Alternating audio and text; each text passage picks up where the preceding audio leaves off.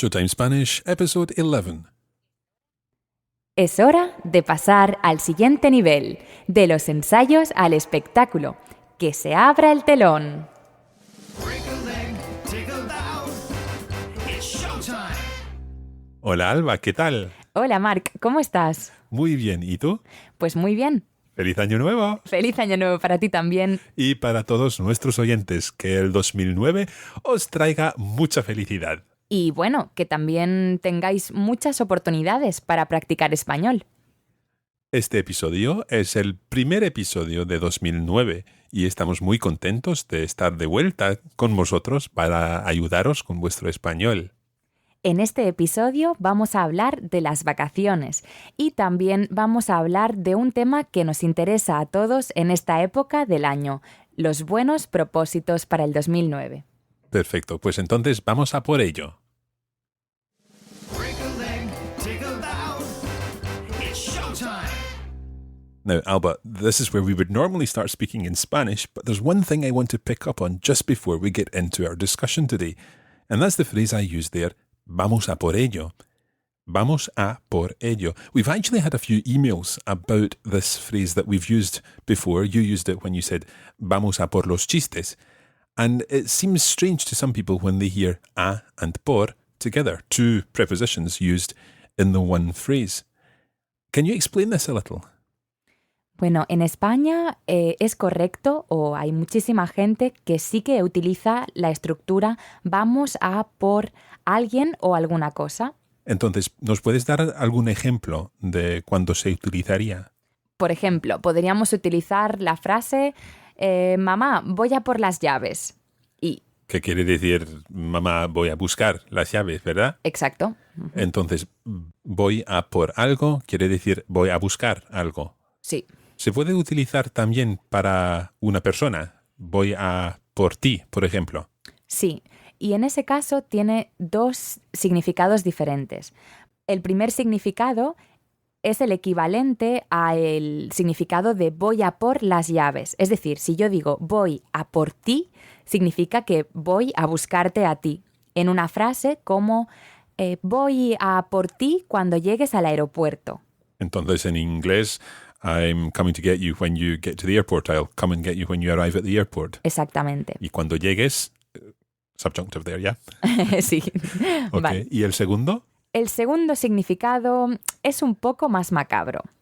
Por ejemplo, si yo te digo a ti, Marc, oye, ya sé lo que le dijiste a mi hermana, así que prepárate, voy a por ti. Entonces, en este caso, sería un poco más como una amenaza. Efectivamente, te estoy amenazando, Marc. Vale. No dije nada sobre tu hermana o a tu hermana. Nada. Vale, No, vale. es que en inglés es lo mismo. Entonces, I'm coming to get you puede significar I'm coming to the airport to pick you up, or it can mean I'm coming to get you and I'm going to do horrible things to you when I get you. So, es lo mismo, ¿no? Sí, exactamente lo mismo. Y se usa más bien en España que en otros lugares, ¿no? Sí, yo diría que es una cosa a nivel nacional. Lo utilizamos los españoles y es muy conocido por todo el mundo. Y entonces mi ejemplo, vamos a por ello, quiere decir let's get to it, let's go for it, let's begin. Entonces, vamos a por ello.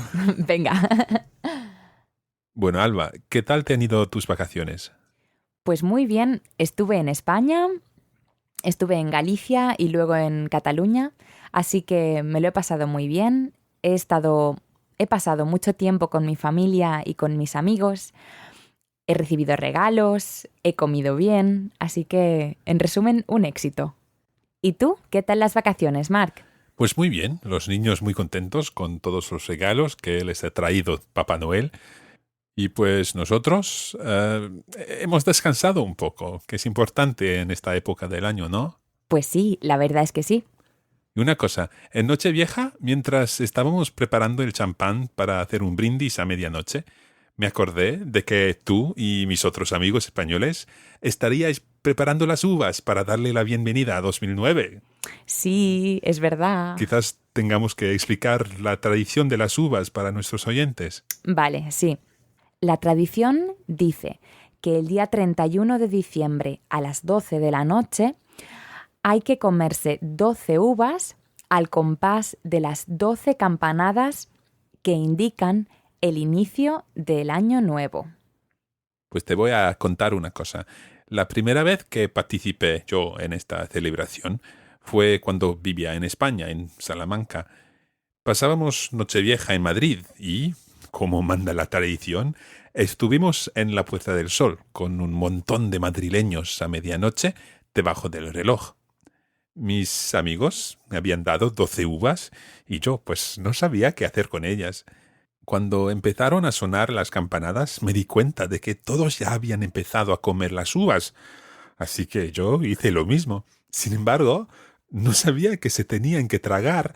Así que cuando terminaron las campanadas yo aún tenía la boca llena de uvas, como un hámster. ¿Qué dices, Mark? ¿No verdad. sabías que se tenían que tragar las uvas? No, tenía la boca llena. Ya, me lo puedo imaginar. Y también hay otra tradición curiosa del Año Nuevo, ¿no? Bueno, tenemos otra tradición que dice que en la noche de Nochevieja tenemos que llevar ropa interior de color rojo, aunque sea solo una pieza, pero tiene que ser rojo, ¿Por qué? para dar buena suerte en general. En otros países sé que se utiliza ropa interior amarilla, pero en España es roja. Pues muy bien. La verdad es que aquella noche en Madrid ya no me acuerdo si llevaba ropa interior roja o no. Y ya está. Bueno, Pero una cosa, íbamos a hablar de los buenos propósitos para el Año Nuevo, ¿no? sí, esa era la idea. Hemos hablado de muchas cosas. Bien, Alba, ¿cuáles son tus buenos propósitos para este año? Pues uno de mis propósitos es ser más puntual, porque soy un desastre en ese sentido. Y mi otro propósito es dejar de fumar. ¡Ay, qué bien! ¡Ay, qué contento está Mark! Bueno, Mark, ¿y tú cuáles son tus buenos propósitos? Bueno, la verdad es que este año estoy tratando de hacer más ejercicio. Cada día, desde el principio del año, cada día he ido a la piscina. Bueno, dices que has ido a la piscina, pero ¿eso significa que también te has metido en el agua? Claro, he ido a la piscina y he nadado también. Vale, muy bien. Y otra cosa, este año me gustaría aprender otro idioma. ¿Otro? Sí, no sé cuál, pero me gustaría aprender otro idioma porque pues cada año trato de aprender un idioma y pues quizás este año sea el año del chino o del japonés o no sé, del catalán quizás, no sé. Ese ya lo sabes, Mark.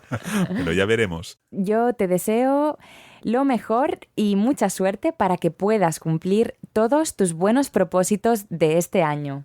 Igualmente, sobre todo lo del tabaco, ¿ah? Muchas gracias, Mark.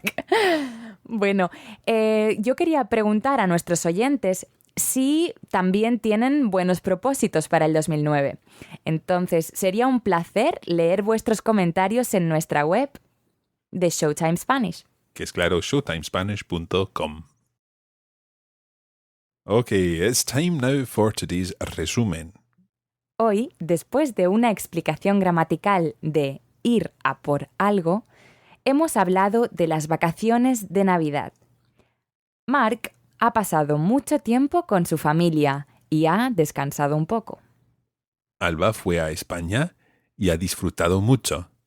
¿Nos explicó la tradición de las 12 uvas en Nochevieja? Y Mark nos contó sus primeras 12 uvas en la Puerta del Sol de Madrid. Los buenos propósitos de Alba para el 2009 son ser más puntual y dejar de fumar. Y los de Mark son hacer más ejercicio y nadar cuando va a la piscina. También quiere aprender otro idioma y sin duda va a utilizar algún podcast de Radiolingua para conseguirlo. Muy bien, pues entonces volvemos después de este intermedio.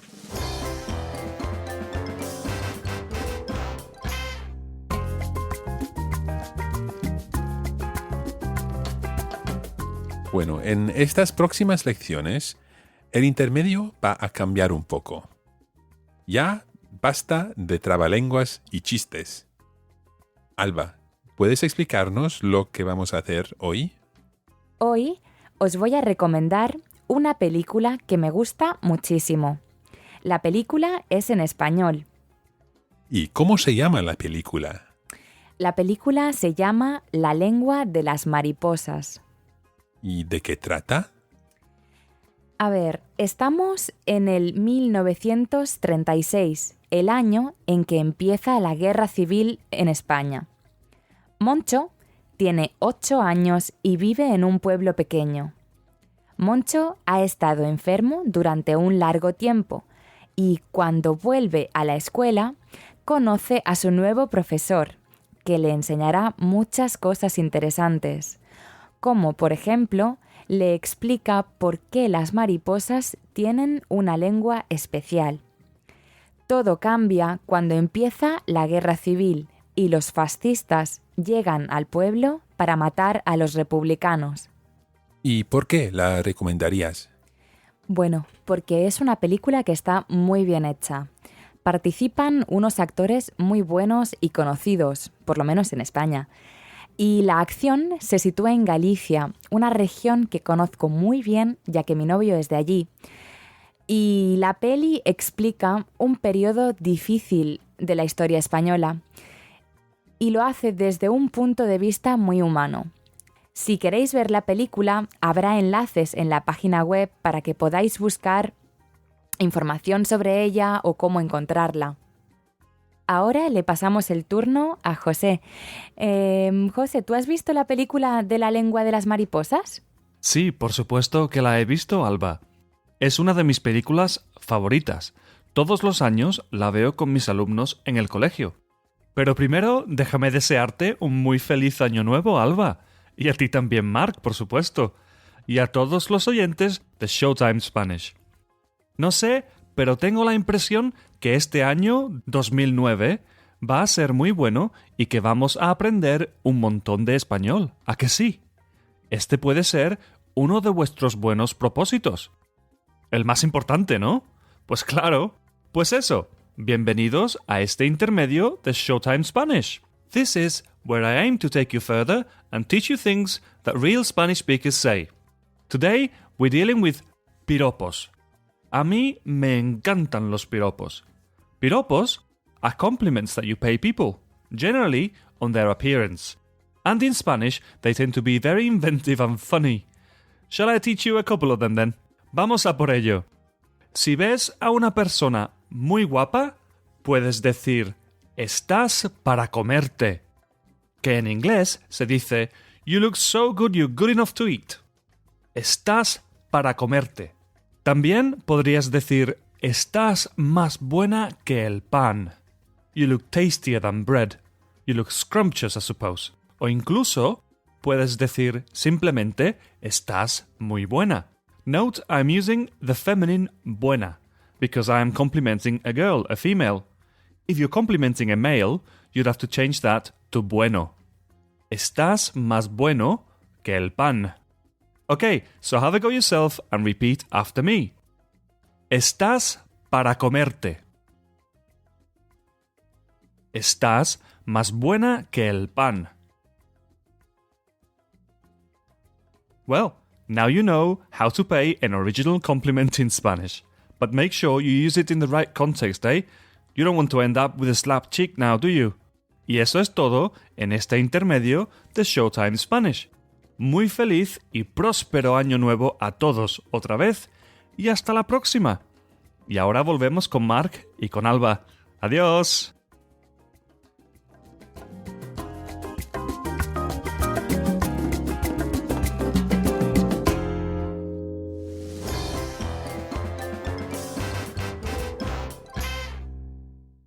Welcome back to Act 2 of Showtime Spanish.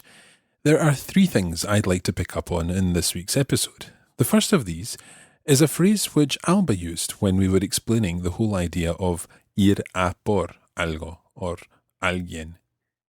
She said, ¿es correcto? O hay muchísima gente que sí que utiliza la estructura. So, there are lots of people, hay muchísima gente, que sí que utiliza la estructura. Now that's sí, as in the word for yes, and que. So sí que is used before a verb, in this case utiliza, to emphasize that verb.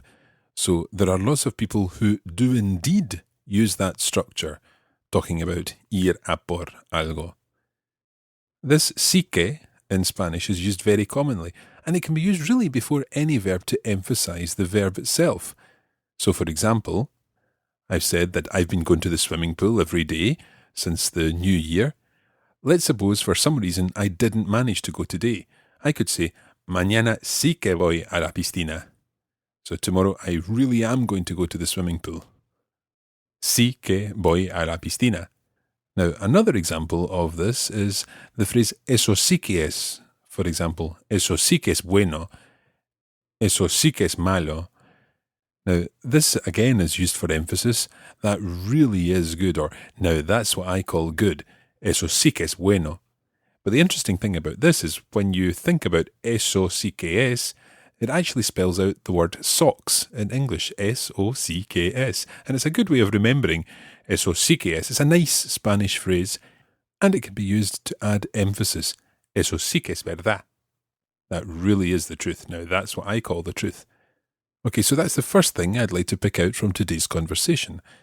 The second point I'd like to pick up on was my story when I was talking about the Puerta del Sol on New Year's Eve, or as I would call it, Hogmanay. I've called it Hogmanay all my life, and I won't change. As a Scot, that's what we call New Year's Eve. Anyway, Puerta del Sol on New Year's Eve, and I was talking about the fact that people had given me grapes. Me habían dado uvas. Me habían dado. Habían dado, that is the pluperfect tense. It's the imperfect of haber plus the past participle. So, I had given, había dado. You had given, habías dado. He, she, or it, or indeed you, polite, had given, había dado. We had given, habíamos dado. You had given, the vosotros form, habíais dado. And they had given, habían dado. So, they had given me grapes, me habían dado uvas, but this would be more naturally translated as, I had been given grapes, me habían dado uvas. Another example of the pluperfect was, todos ya habían empezado a comer. Todos ya habían empezado a comer. So, everyone had already started to eat. And again, we're still talking about las uvas de Nochevieja. Ya habían empezado. So the verb here is empezar. We're looking at the imperfect tense of haber combined with the past participle to give the pluperfect tense. Now, the pluperfect tense, as you know, is translated as had done something. Había tocado el piano. I had played the piano. Nosotros habíamos llegado antes. We had arrived previously or beforehand. So the pluperfect tense is always used in this situation where you're talking about something which had happened prior to something else happening. So it's further back in the past. Let's say José arrived at the party, but we had arrived already. So we arrived before José. José arrived, preterite tense, José llegó, pero nosotros habíamos llegado antes. We had arrived before. So that's a little recap on the pluperfect tense. There's another idea related to the past that I'd like to cover before we finish today, and that's picked up from when Alba was talking about La Lengua de las Mariposas. When she was giving her resumen of the story of the film, she mentioned that Moncho, the little boy in the film, Moncho ha estado enfermo durante un largo tiempo. Now, this means Moncho has been ill for a long time. But there's a slight difficulty with this, because if in English we say Moncho has been ill for a long time, then we're not entirely sure whether Moncho is still ill or whether he's now better. So in this case, Moncho ha estado enfermo durante un largo tiempo. In Spanish, it's absolutely 100% clear. Moncho ha estado enfermo durante un largo tiempo. That's referring to a closed space of time in the past. So, Moncho was ill for a long time, but now he's better. If the perfect tense is used in Spanish, then you're talking about a closed space of time in the past which is now finished. However, another way of translating this in Spanish, if we were going from the English phrase, Moncho has been ill for a long time, could be, Moncho está enfermo desde hace mucho tiempo. Now in this case, Moncho está enfermo. Moncho is ill since a long time ago. Again, we would translate that in Spanish as Moncho has been ill for a long time. However, in this case, it is 100% clear that Moncho is still ill. Let's take another example of this, perhaps an example that you might have reason to use. So, for example, you could say, he vivido 3 años en España. So there you're saying, he vivido 3 años en España. Or, he vivido en España durante 3 años. I have lived in Spain for 3 years. Now, that's a literal translation of the perfect tense there. He vivido en España durante 3 años. So we ask ourselves, am I still living in Spain? He vivido en España durante 3 años. Well, the answer to that question is no, because what I'm saying is at some point in my life, I have lived for 3 years in Spain. He vivido en España durante 3 años. So during a period of 3 years, I lived in Spain. I have lived in Spain. Now, the confusion is coming from the fact that I have lived in Spain for 3 years in English could mean one of two things. It could either mean I have lived in Spain for 3 years and now I don't live there anymore, or it could mean I have lived in Spain for 3 years and I'm still living here. So let's think about this. If we want to take the second option, then what we're saying is I have lived in Spain for 3 years and I'm still living here. Therefore, in Spanish, we need to use a present tense. We would say, vivo en España desde hace 3 años. So I have been living in Spain, or I have lived in Spain for 3 years, and I'm still there. Okay? Vivo en España desde hace 3 años. Compared to, he vivido en España durante 3 años. I have lived in Spain for 3 years, but there you're referring to a period in the past of 3 years when you lived in Spain. I hope that makes sense.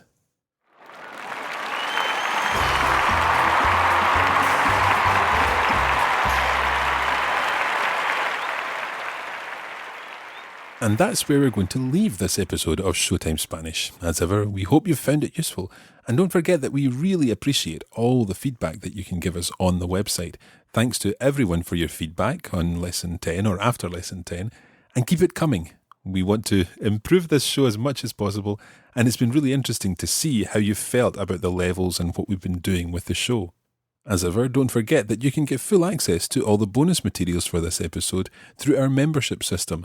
I was just finalising the notes for this episode, and there are a full 9 pages of notes and transcripts and explanations of everything that's been contained in the episode, so we hope you find that useful. If you'd like to find out more about how you can join, then simply go to showtimespanish.com and click on Extra Materials in the menu. Bueno, como siempre, muchas gracias por haber descargado este podcast. Nos vemos la semana que viene. Cuidaros mucho y hasta entonces. Hasta muy pronto. You'll be understood from Madrid to Bogota, Peru, Argentina to Nicaragua. No matter where you go, you'll have amigos. Break a leg, take a bow. It's showtime. This podcast was brought to you by the Radiolingua Network. Find out more at www.radiolingua.com.